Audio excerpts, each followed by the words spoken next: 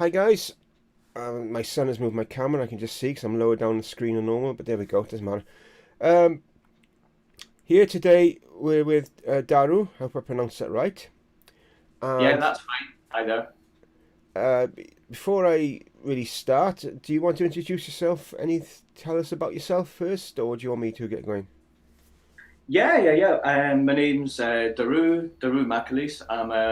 Like we chatted about a minute ago. I'm a contemporary druid, so is my partner, and I'm also a professional storyteller in Scotland and across the UK. Practice ecotherapy and sort of developing writer as well. Ah. So, what therapy did you say you did? Sorry, I didn't catch Ecotherapy. I mean, I'm not ecotherapy. a therapist myself, but sort of running outdoor sessions and experiences for people with mental health issues, where then they have therapeutic Therapy. experiences in nature. Yeah.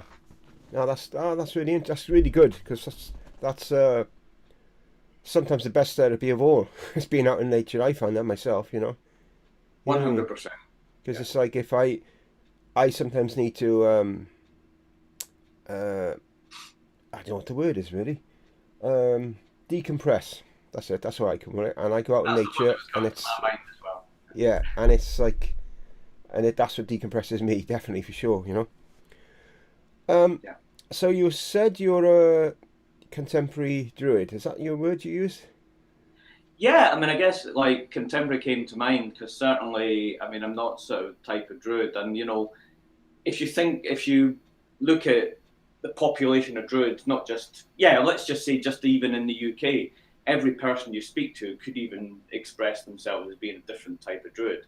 Because it's a non-dogmatic, individualized practice, really, where people use nature as a path and a guide rather than a dogma. So I'd say contemporary in the sense of that the practice worked with is very sort of experiential, very linked to the material, and isn't seeking to recreate a past, but renew itself moment by moment in connection to nature. Yeah, that's the interest. I'm fascinated by it because I'm Welsh and my ancestors are Celts and thus Druids. There was a big Druid population, I think, in Wales at one time. I think anyway. I'm sure I read that somewhere that it was. Yeah, totally. But There's a big Druid history as well, but carry on. Yeah. yeah. I don't know much about the historical side, but I do know that they were in this area, and I think there are still some in this area now that I just don't know. But I'm sure that they are. I'm sure there was practicing druids in places where I used to date a girl, St Nicholas, about I don't know, 30 miles from where I live now. I'm sure they used to be there. I'm sure it was. I remember a few years Yeah. ago. Yeah.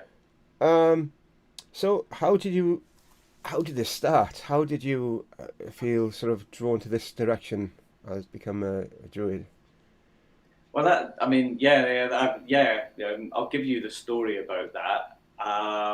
Because there is a way it happened for me. It isn't just like, oh, I thought about doing druidry and then I found druids and then I started doing druidry. But like, right, I'm just thinking way back. Okay, say maybe I think it was late 90s. I was living in quite, I suppose, what you would call a hippie household down in Leith in Edinburgh. And I don't know if you know, like, you've seen the movie Train Spotting, yeah? Right. Ever? No? No, I don't know. No. Oh, well, don't worry about that. All right. But yeah, we were quite an alternative household. We put on sort of improvisational drama shows during the festival Fringe, did all sorts. And there was a friend I got to know who lived up at Fintorn. You know Fintorn community in Scotland? And No, I it's an don't. Sorry. alternative. Look it up, or your listeners and viewers can look it up Yeah. afterward. It's they were an alternative community that started in the '60s, working with plant devas and sort of growing plants in an area where they probably shouldn't have been able to grow them, and they run sort of big international workshops and things like that now. Really, fascinating place. So I had a friend who lived up there that I got to know, and her friend started telling me and her about these things called druids, which I knew of, like in stories, but she started telling us about these druid camps. And I was kind of skeptical because I didn't really want to be part of anything. Yeah. I didn't really want to be part of any group, and I kind of imagined they might be holier than thou type people, kind of spreading spiritual dogma around and stuff like that. I was skeptical. I was quite a skeptic. But then I started sort of keeping on hearing about it and got really interested. And I had an impulse. Okay, you know what I'm going to do? Because the organisation they were telling us about was called OBOD, which is the Order of Bards, Ovates and Druids. That refers to 3 different grades of Druids. I can talk about that later. So I sent off for an introductory booklet because they run experiential online courses for them. They send you course material for you to go and work away with, and you can work through each grade. So they sent me the first 2 lessons and the introductory booklet. And the introductory booklet had inside it a poem called The Wild Geese by the poet Mary Oliver, which begins with the words, "You do not have to be good. You do not have to crawl on your hands and knees through the desert for 100 miles repenting." And it sort of went on, and something in those words really touched me, especially, you do not have to be good. Yeah. And I then joined, in summary, because that's how I got in. So then I joined the course and then went to an annual gathering in Glastonbury. We met people from all over the UK and around the world. And then I started to go into camps, and I loved it. Yeah. It really awakened me. Yeah. Yeah. In an exciting, inspirational way. Oh, that's fascinating. With me, I got involved with a religious group in 1984, mainly because I was trying to date a girl that was in it, as you do when you're young, as you do, and that awakened me spiritually. I think we all find our own awakening. Comes to everyone in all different ways, doesn't it? In all different places, and it's nice when it happens. There's just no turning back, then, is it? You know what I mean? It's no, like, you can't, you're a different person. Once you're awakened, that's it. It's not the same anymore before. So that's pretty cool.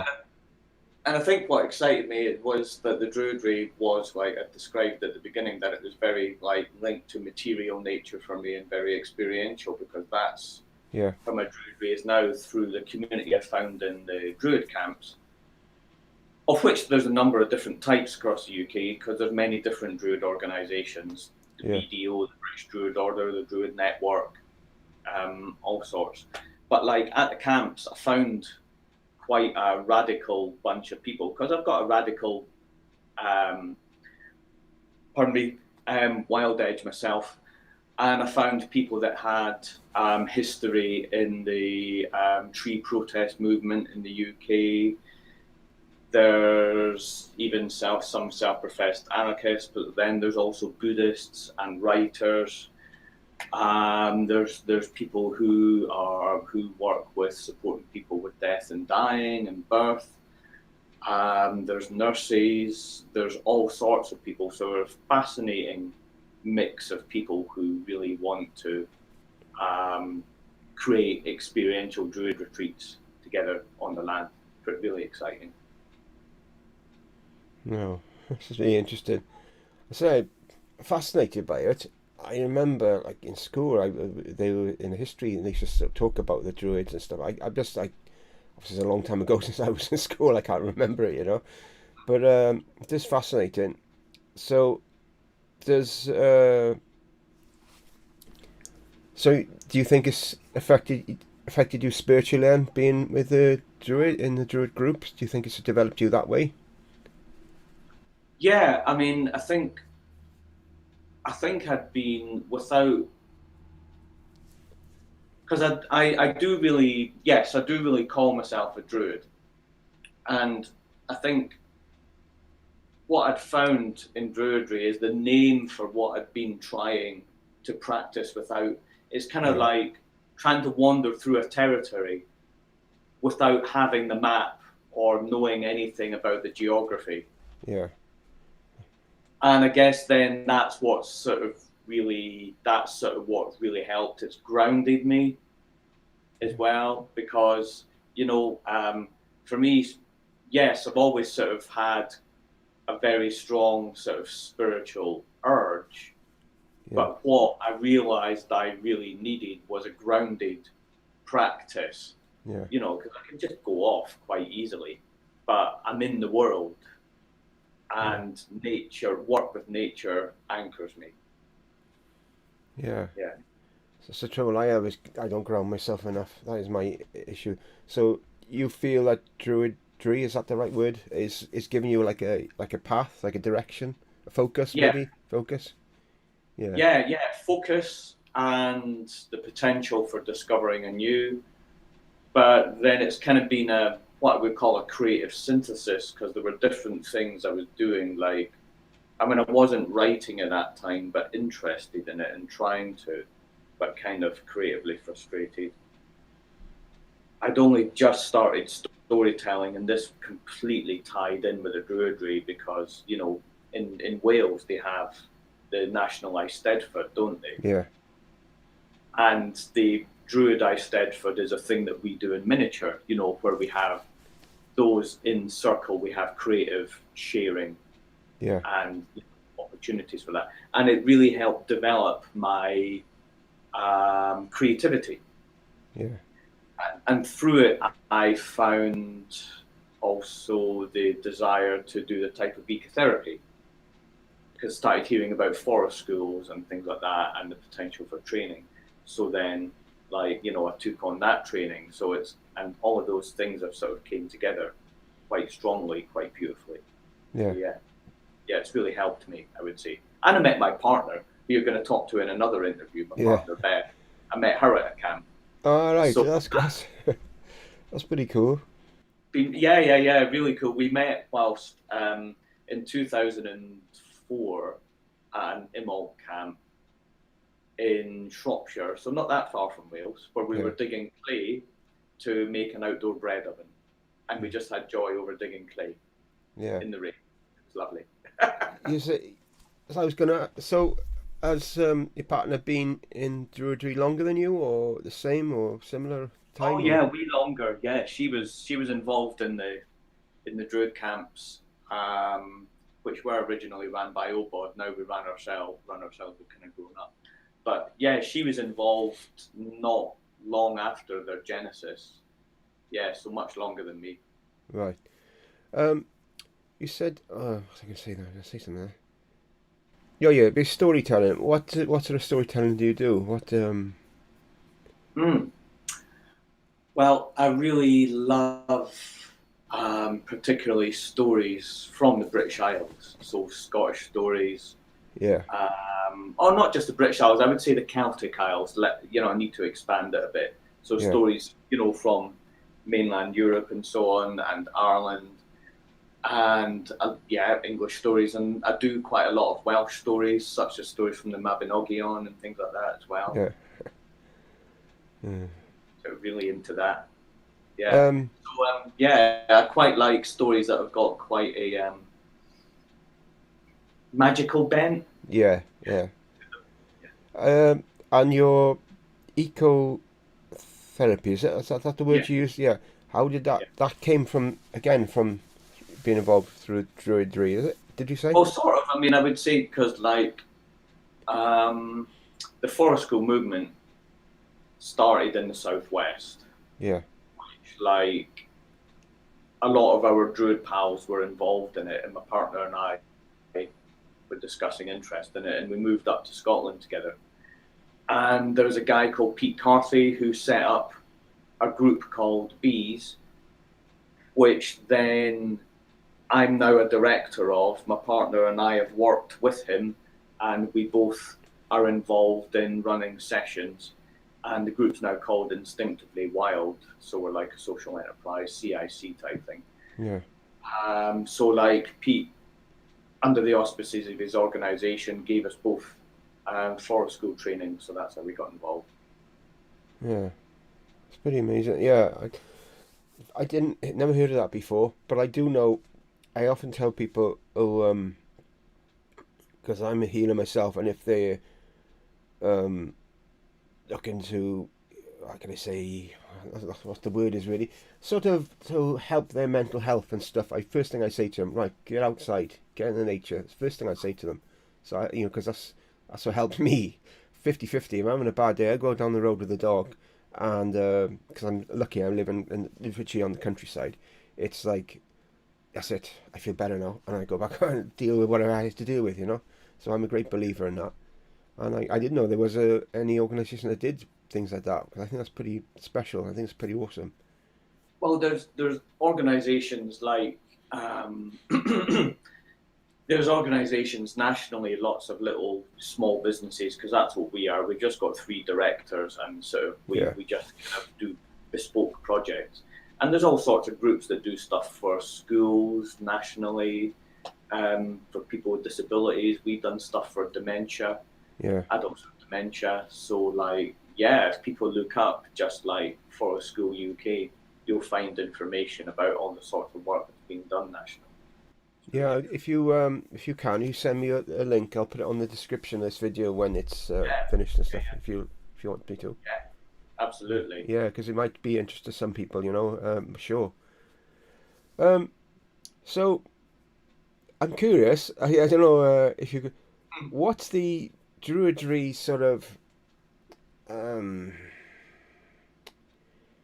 if you were say trying to speak to someone who was say I was interested in joining, sake of argument today, how would you go about it to say to people to like to share it, to sell it to someone else to speak? I know you don't have to. If people are drawn to it, they're drawn to it, and then that's the end of it. But if you were Yeah. like, there's people out there now watching this thinking, oh, I'm interested in about this. How would you sort of like, I don't know, share it, promote it in a sense? Yeah, It's not too yeah. difficult question. No, no, no, no, no, no, no. I'm just thinking back to the very beginning of my own journey, and there's something I always talk about. I call it listening to the small voice, Yeah, right? Because we live in a very busy world, yeah, a really busy world, especially more so now with a lot of different stressors seeking to affect us or demand more of us. So the small voice was what I listened to when the possibility of engaging with Druidry came about, which really, it doesn't really actually matter if it's Druidry, because, what I think yeah, what matters is that it's nature, because, we think ourselves as beings that live on and in nature, but there is absolutely zero separation. We are the same yeah. We're stuff, one. we're the same matter, you know. So that little voice, I had a little voice that said, follow this. So I would say first, if you feel that, listen to it, and maybe just go and explore, because people need to find their own way. Because I certainly wouldn't say you have to join OBOD, because OBOD is, I really love OBOD, it's great, they're great. But like, people need to find their own expression. So go and do a little bit of research to discover what Druid organizations are out there. Go and have a read of the OBOD website and read what they're about, what sort of things they do. Go and have a read of the BDO website. Go and have a read of the Druid Network. And there's other smaller groups out there. And actually, very simply, you don't even have to join an organization to start experiencing it. I would say just go out of your house, find a tree that you feel connected to locally, and just start sitting with it, Yeah, and things will happen. I totally agree with that. I remember after I sort of was, I suppose, become spiritually awakened. This might sound silly, but it won't sound silly to you, but it might sound silly to other people. I was put my hand on a hedge once afterwards, and I was like, I could feel the life in the hedge. I saw how I could describe it. It was like incredible, and I thought, wow, it was just, I don't know, I just could sense it, and it's the same with trees now.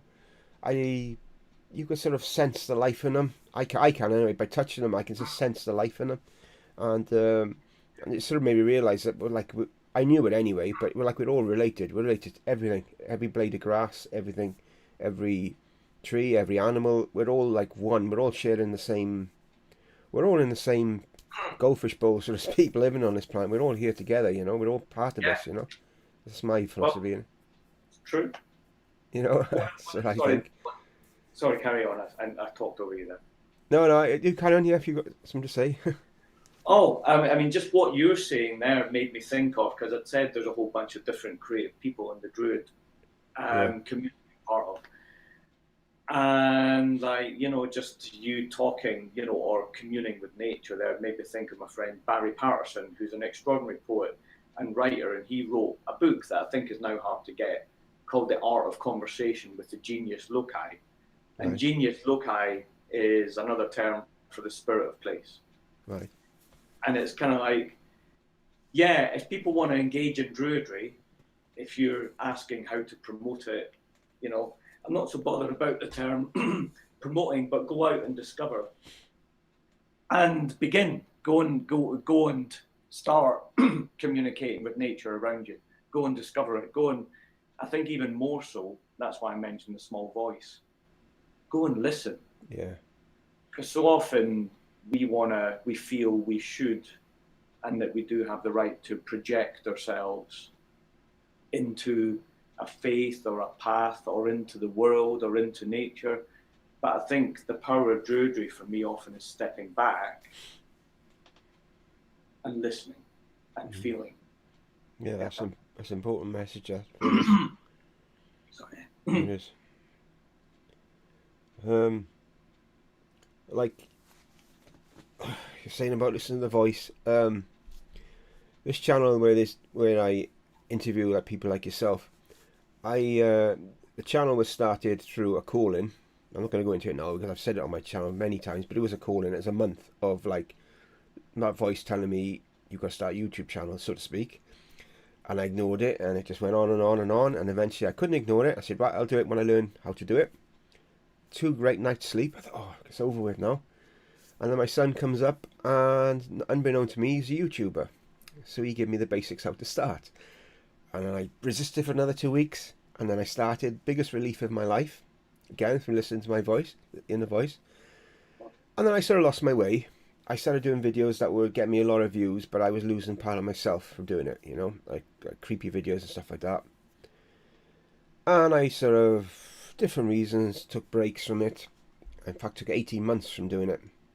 And I got interviewed by a friend of mine from America, Roger Hanson. Good friend of mine. We've been friends for a few years now.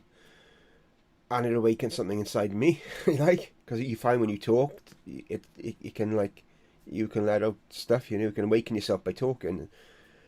And then I got led to do my first interview, again, listen to my inner voice. And I think this would be my 12th interview, and I think this one would be now since I started. I haven't been doing it long. And then I got led to do podcasts, and my own experiences. And then it was like, I was like, oh, I'm going to hide these away. I'm a bit like, this is a bit personal. And again, I got drawn, do it, so I let them out. And again, that's been a success. And then we started other stuff and what have you. But again, it's all through me listening to my inner voice. And even down to healing, again, it's all come from that, listening. I healed my dog when I was young, and it freaked me out because I didn't know I could do it. My hands on him, and suddenly I thought, oh my God, what the hell? And I didn't do it for 20 years. And then my son was ill once. He had acid reflux. He was only about 3 months old. We took him to a local healer, and within half an hour my son's reflux is gone, and he never had it again. But the healer said, who's the healer in the room? And looked straight at me, and I thought, oh shit. But he said, you could do this. I said, maybe. I said, but if I had done it, I wouldn't be talking to you now. He became my mentor then, so to speak, and it went from there. Again, I said I didn't do it, and then one day my partner came home ill. Got drawn to help her, helped her. Within 10 minutes, she was totally back to normal, and it just went from there. And here we are today, to this, all from listening to your inner voice. So, And now I've started doing mediumship as well. That started again. Got drawn that way and did my first sort of happen on Friday night. Got like a huge push because I was talking to a spiritual friend of mine who does Reiki, and he's going through a few issues, and I had this. It's come in my head to say this something. I can't say this to him. It's not even something I would say to him, and he kept pushing me. I had to say it, and I said it to him, and it was like, wow, what the hell happened? And he said, and he knew it wasn't from me, so I went bright red, like I was fighting. You could see I was fighting it, but it just came out, and it was just boom. I had to do it, and it was like, again, listen to your inner voice. So where we go next, I don't know. But it's exciting, you know. Just go with the flow, and so to speak, and what have you. Anyway, sorry. Just I sort of give people a bit of background about me so they can relate to me. See, they're thinking, who's this person here? Doesn't know what's he. You know, he's asking these questions, and yet he doesn't know what anything. I just do to relate to what I'm about, so to speak. You know, that's why I share some of what I about, and that's about. I won't say nothing more. So have you? When do you feel you started listening to your inner voice? Did you think did it start before Druidry or during it, or when do you think you sort of? I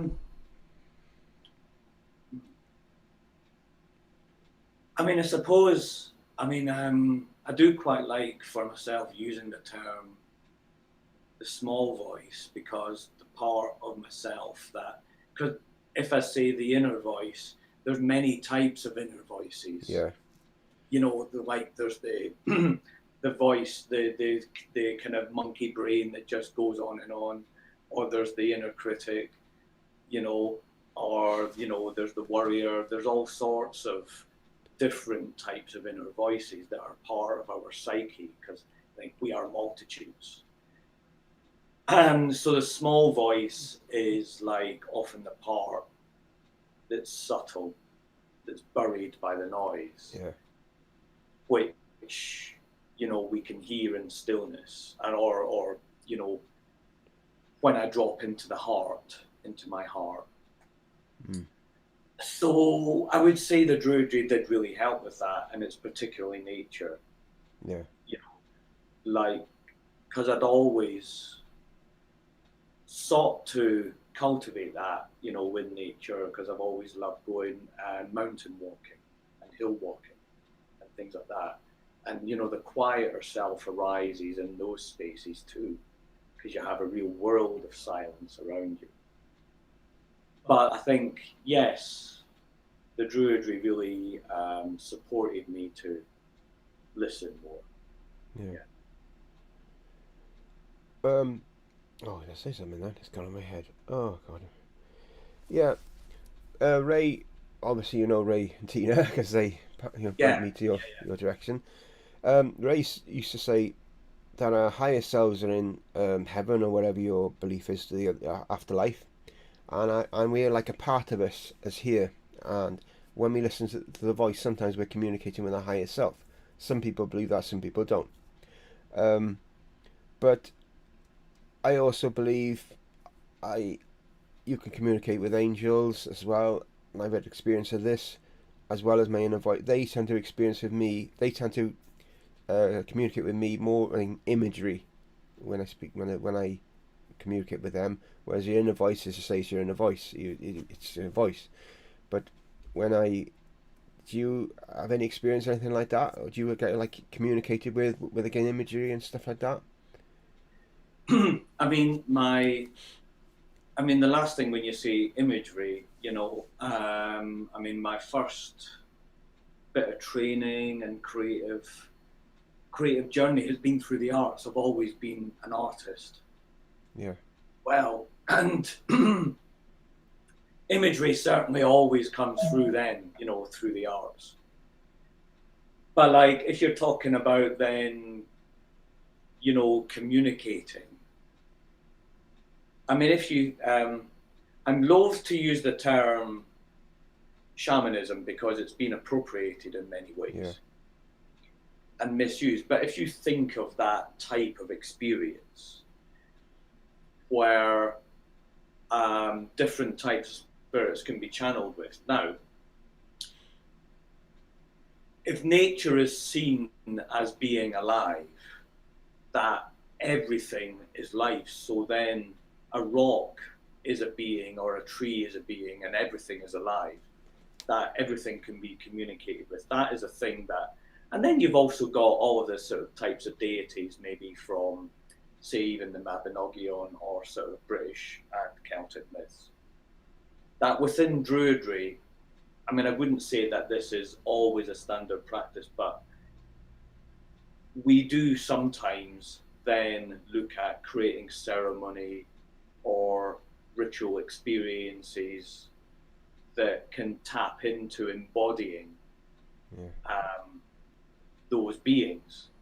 But really, we always do work with it in a sort of nice and well-contained way, where it's not just sort of people randomly stepping up and sort of letting a voice come into them, or just kind of sharing voices randomly with people, but maybe working with someone who's being a maybe could create a ritual experience for someone who's being a seer for the group, or where different particular deities are there maybe on a journey that then we seek guidance from, and things like that. So we can work with those experiences, yes. And you asked if I've done that. Yeah. I have, yeah. It's fascinating. I mean, I wouldn't say as a norm, but then because I know that there are some people who maybe on a day-to-day basis would, receive messages and voices. I would say I don't in that way. If then, say, I'm going to work with a being, like, I mean, at one point, just to give you an example, at the different Druid camps, we maybe often have a theme. And there was one camp where I was working with my friend, and him and I were out in the woods holding a fireplace and a fire. And one of us was Odin and one was Mimir, who was guarding the well into which Odin gave up one of his eyes to receive wisdom.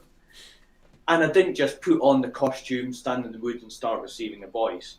I sort of did a bit of spiritual prep and focusing to then tune into the character, to then work with, what might come through. So it's not a practice that I would say for me, sort of I can just tap straight into and there's voices or information coming through easily for me. So hang on a second.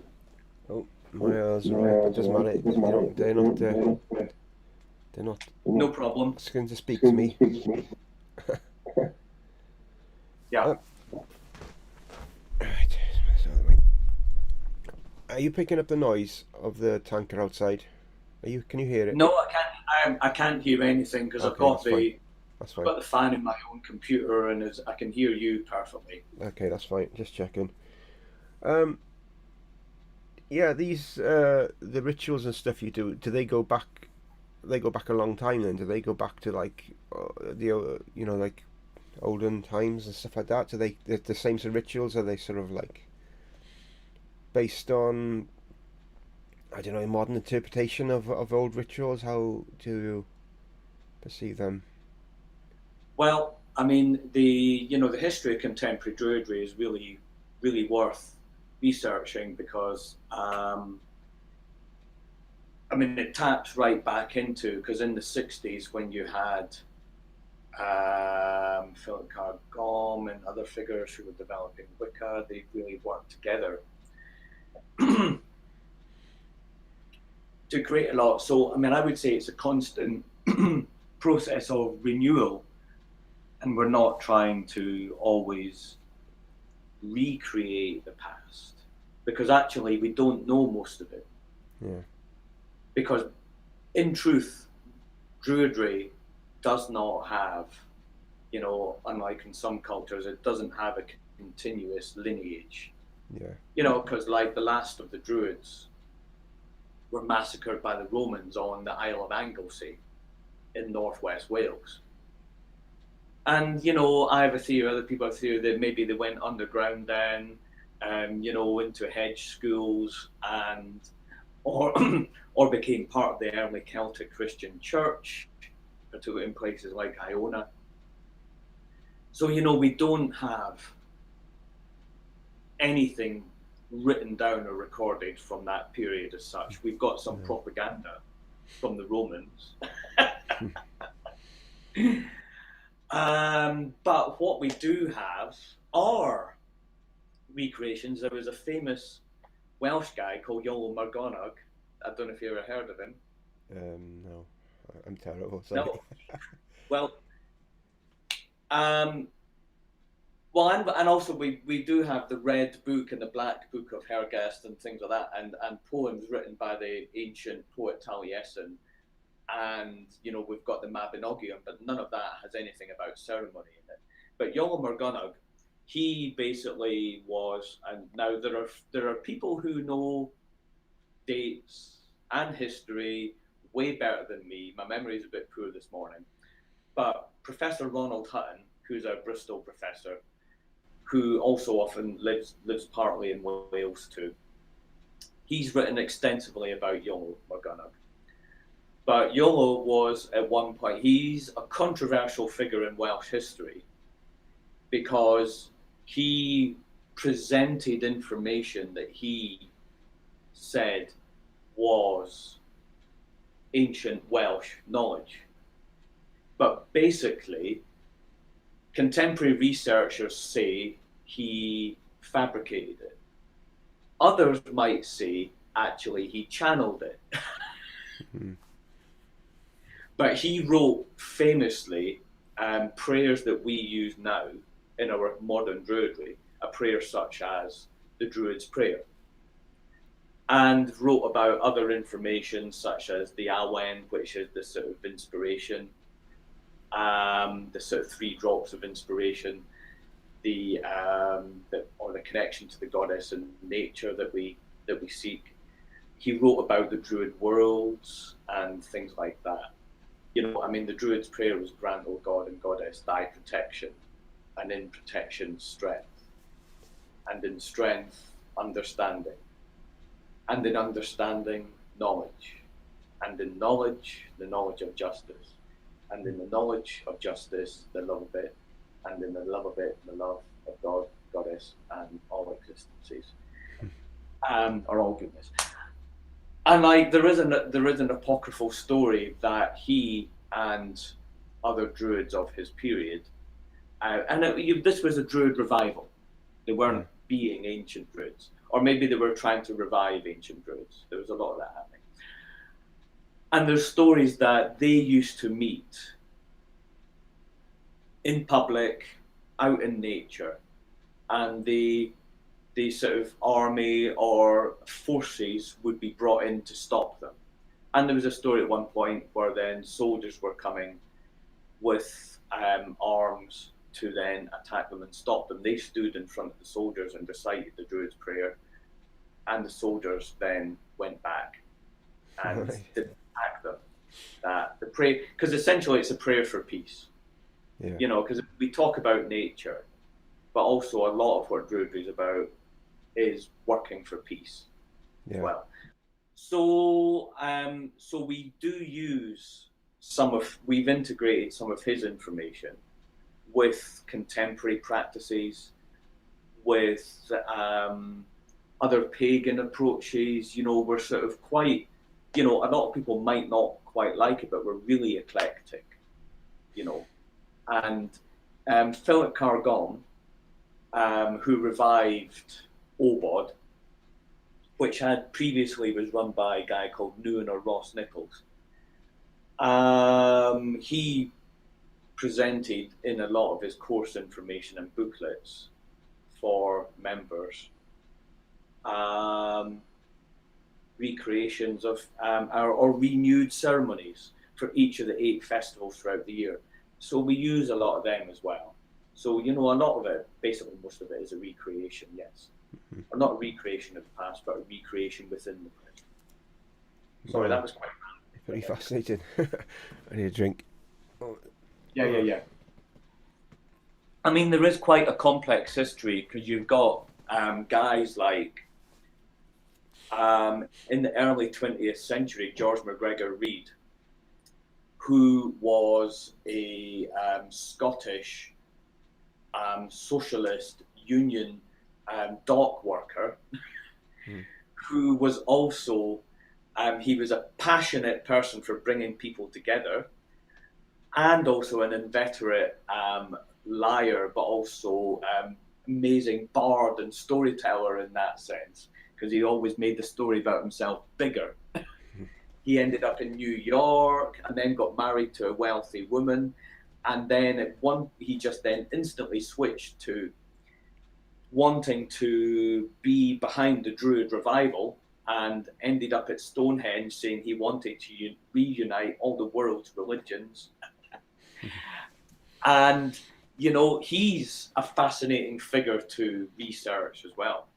And so all of these different figures influenced contemporary Druidry in really powerful ways, you know, like including, um, you know, I'd mentioned earlier, there were people involved in the tree protest movement. So there was a protest for the Newbury bypass. There were protests at Stonehenge by people like the contemporary guy that terms himself as King Arthur, as part of the lore, which is the loyal Arthurian war band, who he had a sword, went to court, you know, won all that, and fighting for access to ancient monuments such as Stonehenge and all that. Also, figures like him have influenced our movement as well.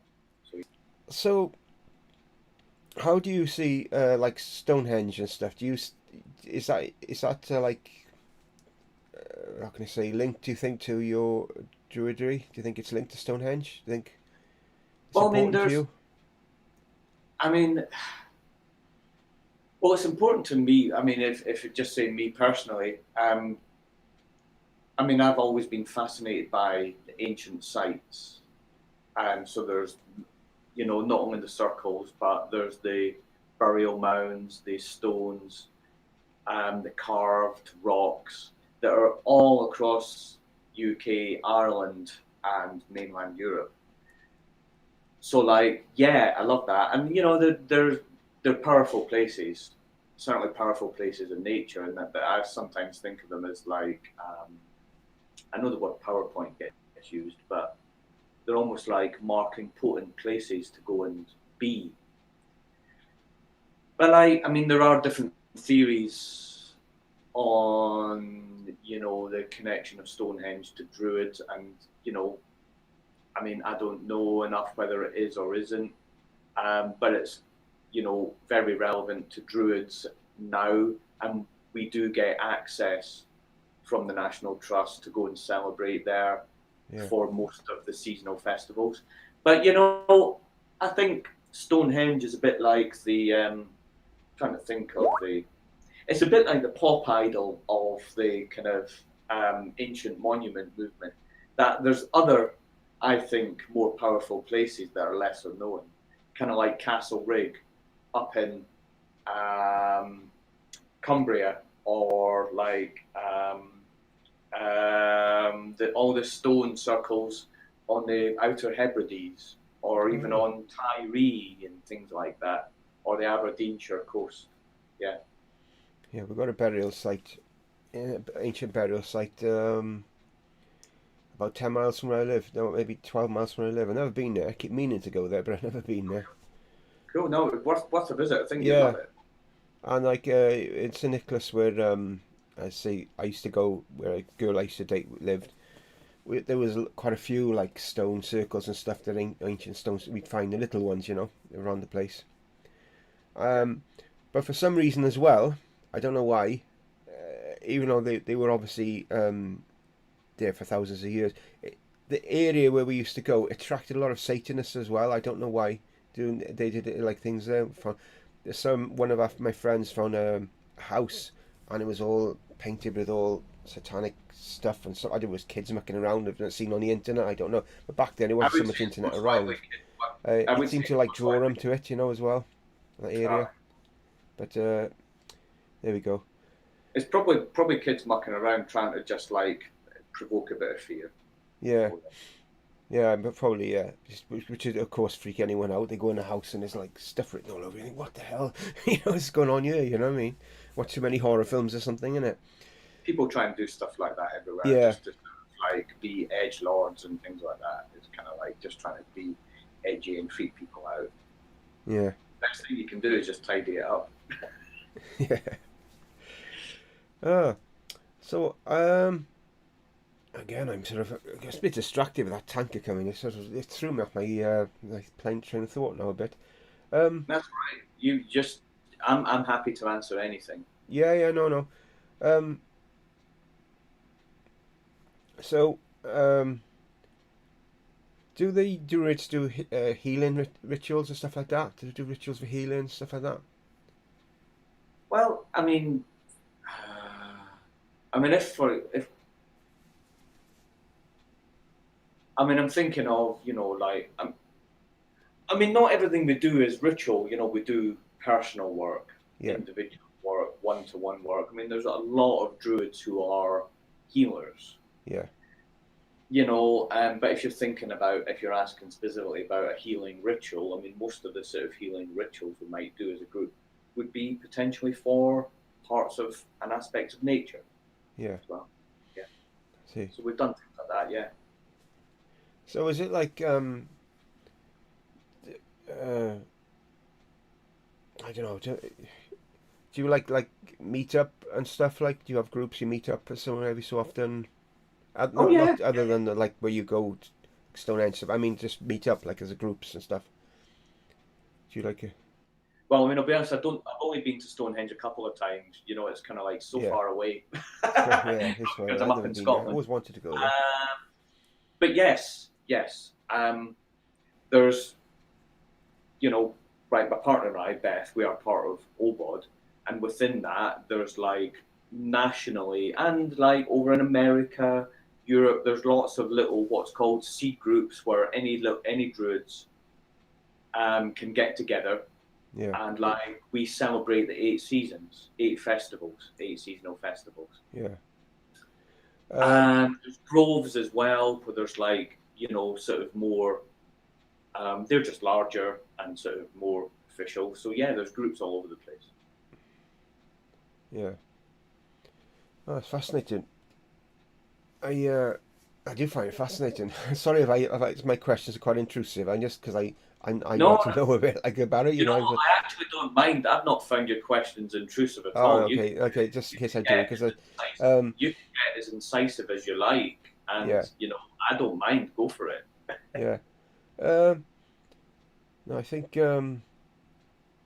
I'm pretty much done. I think no, I'm Cool. run out of questions now. I think because I never. I should be one of these people who have everything written down, but I never do. I never have nothing written down. I just get led to ask the questions, and I see sometimes led by spirits sometimes to ask this to this. To other questions pop in my head, but I'm sort of running out of questions now. So That's I okay. I mean, I probably hope good time to probably end it soon because I'm not going to. Yeah, I'm going to keep it in walls. So when I start hitting walls, I think right, that's it. You go around it now, so to speak. So have you anything that you want to say before we wrap this up? that. Well, if anyone did want to communicate with me, I mean, well, I know it's called X now, and it's filled with all sorts of awful stuff, but I can be found on Twitter at Daru Macalis. Yeah, I can send that link to you. I mean, I'm also on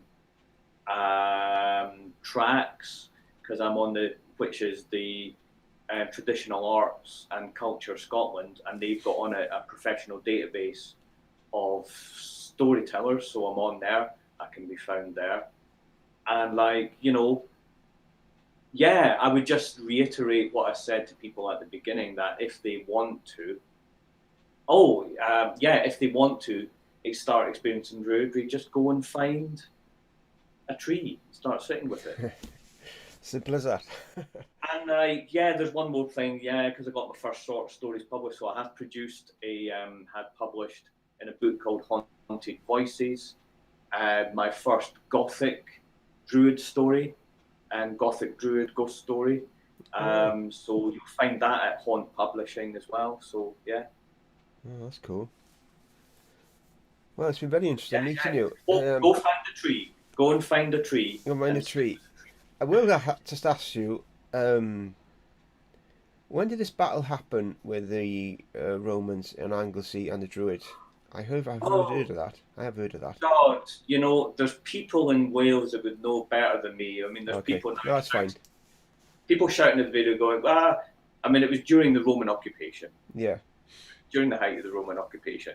Whenever the heck that was, I forget dates. yeah, I don't know either. I'm awful. There we go then. I'll wrap this up. I've got to actually talk to Tina in just over an hour. I'm interviewing her after this. Sweet. Yeah, so that's be interesting. Well, it's been great to speak with you. Thank you, John. Yeah, I mean, it's really, I'll just say, finish. It's really rare to get asked in-depth questions about Druidry because I'm just toddling along in my life, yeah, being a Druid, wherever I go, doing my Druid stuff.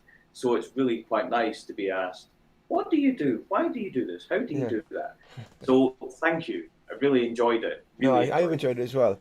Yeah, I have. Thank you. It's been great, and I look forward to speaking to your other half. Hopefully Friday, I think it is, with Dorkin. Yes. Yeah, Yeah, she told me that she'd aim to chat to you Friday after work, yeah. yeah. So there we You'll go. get a totally different perspective from her. It'd be great. Yeah, yeah. There we go. Okay. So I'll wrap this up now. Thanks, guys, for watching, and we'll see you on the other side. Thank See you. you. Bye.